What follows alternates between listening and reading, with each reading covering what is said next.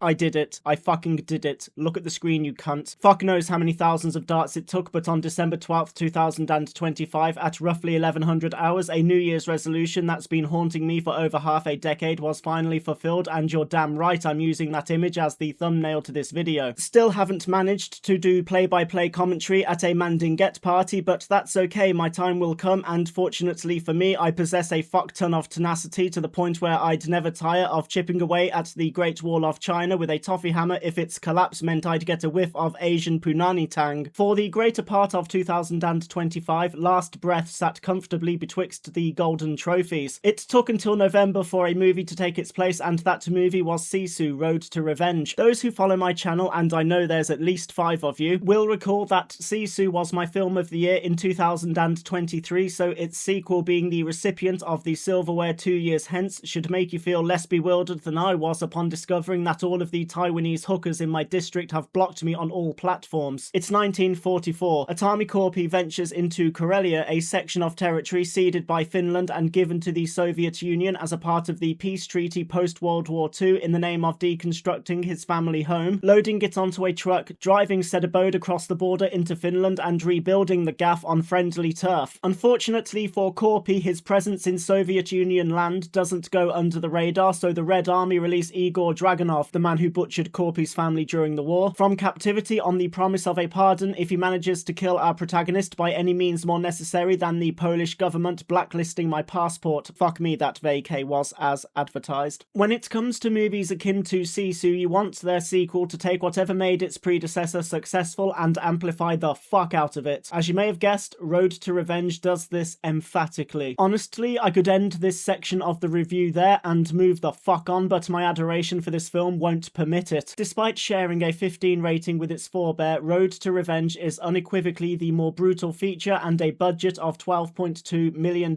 which for the unbeknownst is nearly double Sisu 1's financial backing, allowed it to showcase the franchise's USP on a much larger scope. The pacing is all throttle no brakes for the majority of its 89-minute duration. The only time it slows down was in the name of torturing Corpi to buggery before having a brief natter with Dragunov, and there was another scene that altered the tempo via our protagonist having to implement stealth to avoid taking on a wave of heavy, which certainly added an element of tension mixed with quease-inducing moments. The acting is very much on brand, and I say that in a positive manner, of course. Stephen Lang puts in a solid performance as Igor Dragunov, and I'd expect nothing less from a talent of his caliber, but he's overshadowed drastically by Jorma Tommila. I would say that Tommila's screen presence is somehow way more potent here than in Sisu. Last time he waited until literal seconds before the end credits rolled to speak. This time around he doesn't utter a single word of dialogue, and that's perfectly fine because once again his body language, facial expressions, groans, grunts, and overall pathos said way more than words ever could. The cinematography is efficient, and the soundtrack, which is made by the same composers, incorporates sections from the previous score and mixes it with new music, resulting in complementing the everything. What I will say though is that, and I mean this from an observational perspective as opposed to critical analysis, the special effects were on frequent occasion undesirable. However, this can be forgiven because of the aforementioned $12.2 million budget. Of course, to the average human being that's a life-changing amount of money, but is considered impecunious when it comes to funding a movie, especially one of this scale. So well done, creative, for utilising every fucking penny of it and conjuring up visuals that yes are modest compared to high-end blockbusters, but clearly didn't compromise the overall experience. I still feel bad for Last Breath though, as it's a fantastic film that deserves recognition, but I wouldn't be true to myself or the channel if I didn't award Road to Revenge the most sought-after accolade in the film industry. I don't know what it is about this franchise, man. It could be because I'm part Finnish myself, so perhaps it unlocks some completely unearned ancestral pride. Fuck only knows, but that's 2 out of 2 for the Sisu franchise so far. A third installment is unconfirmed at time of talking, but if it does become corporeal, the odds of it taking up residence between those trophies are on par with the probability of my name being prominently featured in my local barman's nightmare journal. I still to this very second have absolutely no idea what the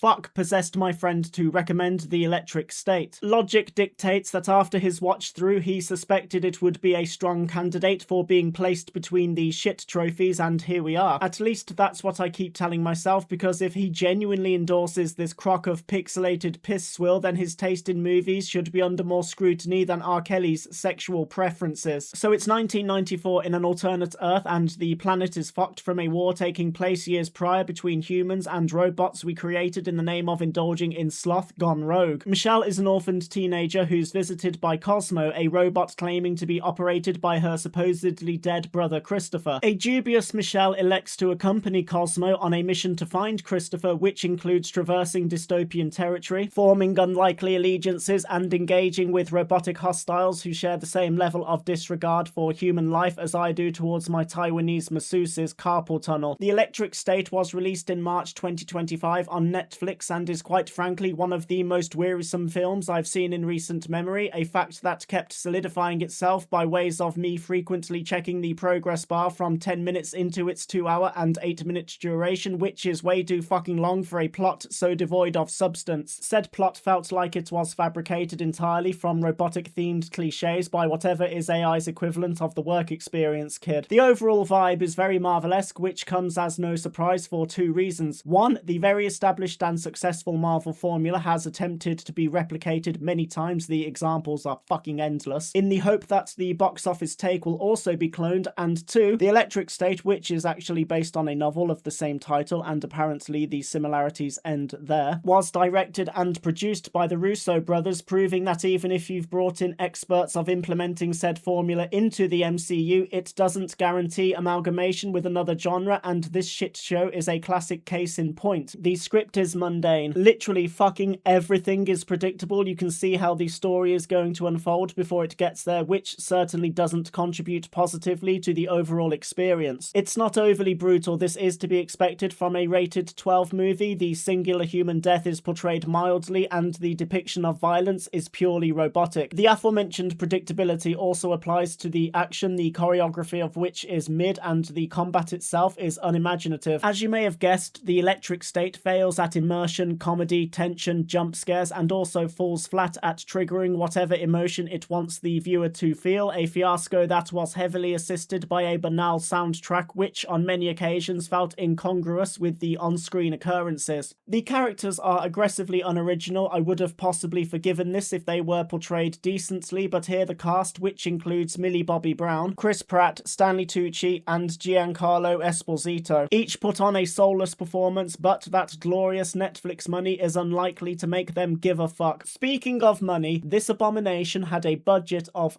$320 million. That's close to Avengers level of funding. Sure, it's pretty enough to look at, but when you consider the product's overall degree of quality, Netflix squandered more money on the Electric State than future me will on Maori prostitutes. Just gonna shamelessly pull up the 180 picture again, 2 seconds. There we go. So that's another year in the bin. What are my goals for 2026 aside from my desire to verbally contribute to the aforementioned Mandinget party, I hear you scream? Well, I'd like to increase the amount of time I spend on the PS5, add more ink to my extensive tattoo collection, and now that I've moved back to my original gaff, I can resume the mission to make my fit Polish neighbour's smelly freckle look like a malfunctioning Stargate.